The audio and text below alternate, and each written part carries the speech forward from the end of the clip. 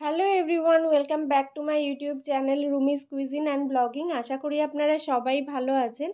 আমি আজকে বাঙালি নিরামিষ থালির রেসিপি আপনাদের সঙ্গে শেয়ার করতে চলেছি। পটল আলু ভাজা বাঙালির একটি প্রিয় ভাজার একটা রেসিপি, আর এর সঙ্গে ছানার ডালনা, নিরামিষ মটর ডাল থাকলে তো আর কোনো কথাই নেই।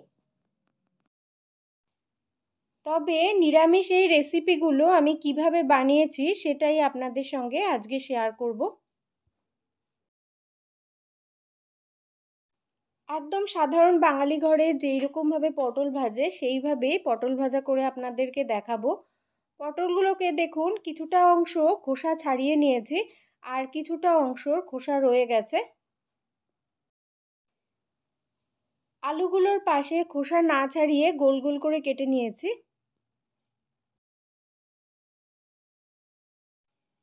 এর মধ্যে হাফ টিস্পুন হলুদ দিলাম, হাফ টিস্পুন চিনি দিলাম। আপনারা আপনাদের ইচ্ছা অনুযায়ী চিনি আবার নাও দিতে পারেন। হাফ টিস্পুন নুন দিলাম। এবার নুন আর হলুদ সব সবজিগুলোর মধ্যে ভালো করে মাখিয়ে নিলাম। নুন হলুদ মাখানোর পরে আধ ঘন্টা মতো রেখে দিতে হবে। 1 কাপ মটর ডাল সেদ্ধ বসিয়েছিলাম, মটর ডাল সেদ্ধ হয়ে গেছে। প্রেসার কুকারে মটর ডাল সেদ্ধ করতে আমি 3টে সিটি দিয়েছি, তাতেই ডাল সেদ্ধ হয়ে গেছে। কড়াইতে প্রথমে সর্ষের তেল দিলাম। তেল গরম হয়ে গেলে দুটো শুকনো লঙ্কা ফোড়ন দিলাম, সামান্য জিরে ফোড়ন দিলাম, অল্প 5 ফোড়ন ফোড়ন দিলাম, হাফ টিস্পুন আদা বাটা দিলাম। এবার আদাটাকে ভেজে নেব। 1 টিস্পুন জিরের গুঁড়ো দিলাম। এবার জিরে আর আদাটাকে আরেকটু ভেজে নিলাম। একটা টমেটো কুচি এতে দিয়ে দিলাম। এবার টমেটোটাকে কিছুক্ষণ ভেজে নিলাম এই মশলা সমেত একই সঙ্গে। ভাজতে ভাজতে টমেটোটা যখন প্রায় অর্ধেকটা মতো নরম হয়ে আসবে তখনই এর মধ্যে ডাল দিয়ে দেব। ডাল দেবার পরে মশলা সমেত ডালটাকে একবার ভালো করে মিশিয়ে নিলাম, না হলে নিচে লেগে যেতে পারে।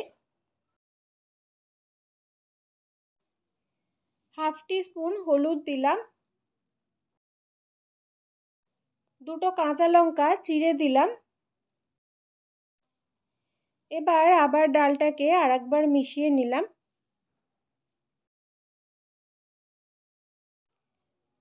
ডালের মধ্যে 1 টিস্পুন চিনি দিলাম। আপনারা নুন মিষ্টি ঝাল এটা আপনাদের স্বাদ অনুযায়ী দিয়ে দেবেন। ডালটা সেদ্ধ করবার সময় 1 টিস্পুন নুন দিয়ে দিয়েছিলাম, তাই এখানে আর রান্না করার সময় আলাদা করে কোনো নুন দিইনি। ডালটা ভালো মতো ফুটে উঠলে ডালটা সেদ্ধ হয়ে যাবে, টমেটোগুলো সেদ্ধ হয়ে যাবে। এটা রান্না করতে 3 মিনিট মতো আমার সময় লেগেছে। এবার এর মধ্যে 1 টিস্পুন ঘি আর 1 টিস্পুন গরম মশলার গুঁড়ো দিয়ে দিলাম। আমার রান্না হয়ে গেছে, এবার গরম গরম পরিবেশন করলেই খুব ভালো হবে। ধনেপাতা কুচি সবার শেষে দিয়ে দিলাম। এইভাবে ডাল রান্না করলে খেতে খুব ভালো লাগে, গরম গরম ভাতের সঙ্গে এই ডাল খেতে খুবই ভালো লাগে। নিরামিষের দিনে এইভাবে আপনারা ডাল বানিয়ে নিতে পারেন। এবার একটা প্যানের মধ্যে সর্ষের তেল দিয়ে দিলাম। আপনারা সর্ষের তেলের পরিবর্তে সাদা তেলও ব্যবহার করতে পারেন। এবার এর মধ্যে পটলগুলোকে ভেজে নেব। আলু পটলগুলোকে নুন হলুদ মাখিয়ে কিছুক্ষণের জন্য আগেই রেখে দিয়েছিলাম। এবার পটল আর আলুগুলোকে ভেজে নেব। পটলের এক পাশ যখন ভাজা হয়ে যাবে উল্টে নিয়ে আরেকটা পাশ ভেজে নিতে হবে। দেখুন পটলগুলো ভাজবার সময় কেমন লাল লাল হয়ে উঠেছে, মানে পটলগুলো ভাজা হয়ে গেছে। এবার এই সব পটলগুলোকে তুলে রেখে দেব। ঠিক একইভাবে আলুগুলোকেও ভেজে নেব। এখানে আমি 400 গ্রাম মতো ছানা নিয়েছি। ছানাগুলোকে ভালো করে চটকে মেখে নেব। 2 টেবিল স্পুন ময়দা দিলাম। এবার ময়দা সমেত ছানাটাকে ভালো করে চটকে মেখে নিতে হবে। ছানাটা মাখতে মাখতে যখন মিহি হয়ে আসবে তখন বোঝা যাবে যে ছানাটা মাখা হয়ে গেছে।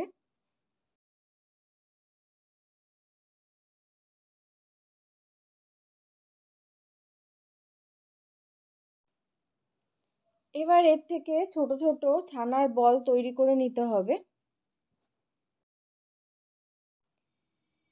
আপনারা বলও বানিয়ে রাখতে পারেন, আবার বল না বানিয়ে চ্যাপ্টা করেও নিতে পারেন। এই বলগুলো ভাজবার সময় এমনিতেই চ্যাপ্টা হয়ে যাবে, তাই আমি আর আলাদা করে চ্যাপ্টা করে নিচ্ছি না। এইভাবে ছোট ছোট যতগুলো বল তৈরি করা যায় ততগুলো বল তৈরি করে নিলাম।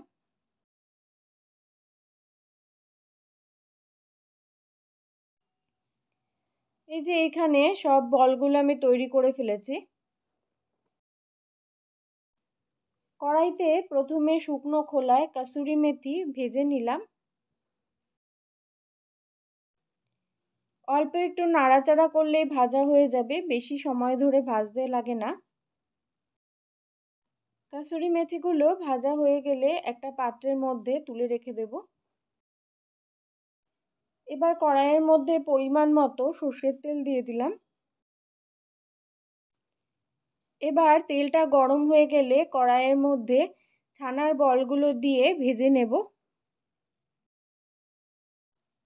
ছানার বলগুলো ভাজা হয়ে গেলে তুলে রেখে দেব।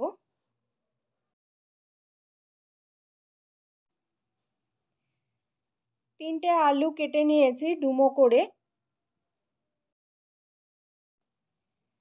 এবার ওই একই তেলের মধ্যে আলুগুলোকে ভেজে নেব। আলু ভাজবার সময় হাফ টিস্পুন নুন আর হাফ টিস্পুন হলুদ দিয়ে দিলাম। আলুর গায়ে যখন হালকা লাল রং ধরবে তখনই বোঝা যাবে যে আলুগুলো ভাজা হয়ে গেছে। এবার এই আলুগুলোকে তুলে নেব।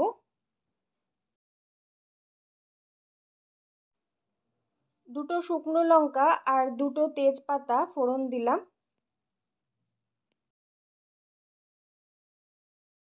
একটু জিরে ফোড়ন দিলাম। দুটো এলাচ থেতো করে দিলাম। একটা দারচিনি আর লবঙ্গ ফোড়ন দিলাম।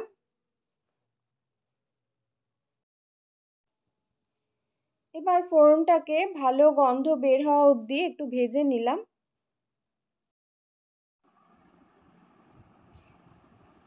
1 টিস্পুন আদা বাটা দিলাম। 2 টিস্পুন জিরের গুঁড়ো দিলাম।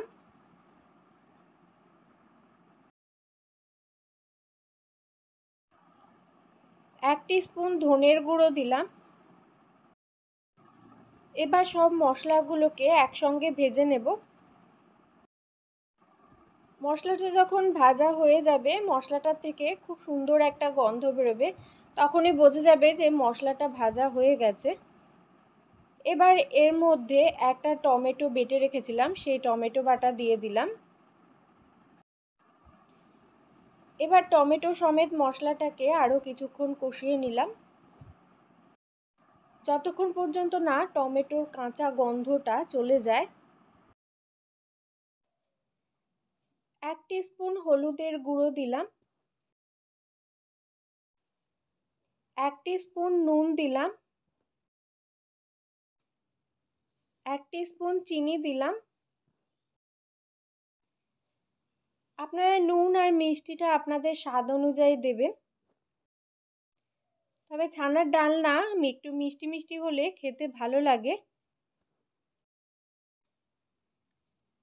মশলাটাকে এবার কষিয়ে যেতে হবে। আমি এখানে 2 মিনিট মতো মশলাটাকে কষিয়েছি। 1 টিস্পুন কাশ্মীরি লঙ্কার গুঁড়ো দিলাম।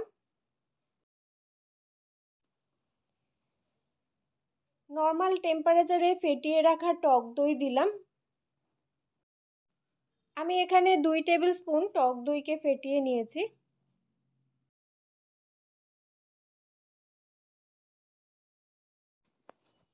5টা কাঁচা লঙ্কা চিড়ে এর মধ্যে দিয়ে দিলাম।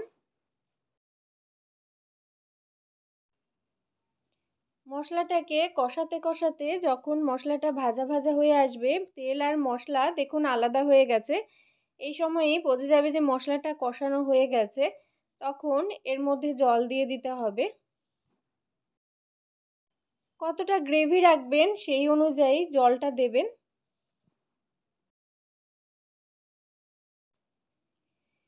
এবার গ্রেভিটাকে মশলা সমেত কিছুক্ষণ নাড়িয়ে নিলাম। নাড়িয়ে নিয়ে এর মধ্যে ভাজা আলুটা দিয়ে দিলাম। ভাজা আলুটা দেবার পরেও কিছুক্ষণ নাড়িয়ে নিতে হবে। জলটা একটু কম মনে হচ্ছিল, তাই আর একটু জল দিয়ে নিলাম।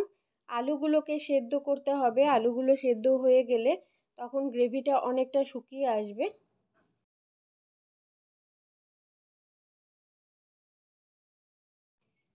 ঢাকা দিয়ে এবার গ্রেভিটাকে ফুটতে দিতে হবে। আলুগুলো সেদ্ধ হয়ে যাওয়া পর্যন্ত গ্রেভিটাকে ফুটিয়ে নিতে হবে।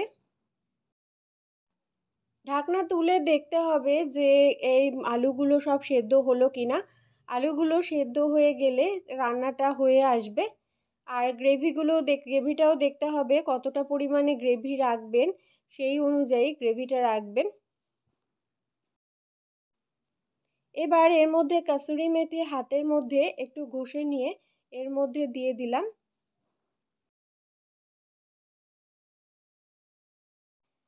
1 টিস্পুন ঘি দিলাম। গরম মশলা দিয়ে দিলাম। সবশেষে ছানার যে বলগুলো বানিয়েছিলাম সেগুলো দিয়ে দিলাম।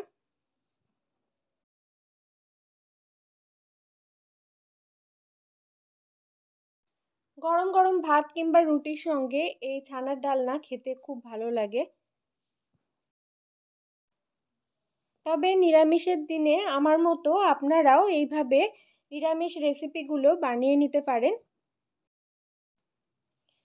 আশা করি আপনাদের আমার এই রেসিপিগুলো পছন্দ হয়েছে। আপনাদের যদি আমার এই রেসিপিগুলো পছন্দ হয়ে থাকে তবে আমার এই ভিডিওটাকে লাইক করবেন, শেয়ার করবেন এবং কমেন্ট করে জানাবেন কেমন লাগলো আমার এই রেসিপিগুলো। দর্শক বন্ধুরা, আপনারা যদি আমার চ্যানেলে নতুন হয়ে থাকেন তবে আমার চ্যানেলকে সাবস্ক্রাইব করে দেবেন এবং বেল বাটন অন করে নেবেন, যাতে আমার চ্যানেলে নতুন নতুন আরও অনেক ভিডিও আপনারা দেখতে পান। আবার অন্য কোনো ভিডিও নিয়ে আপনাদের সঙ্গে দেখা হবে। এখনকার মতো বাই, টেক কেয়ার, সবাই ভালো থাকবেন।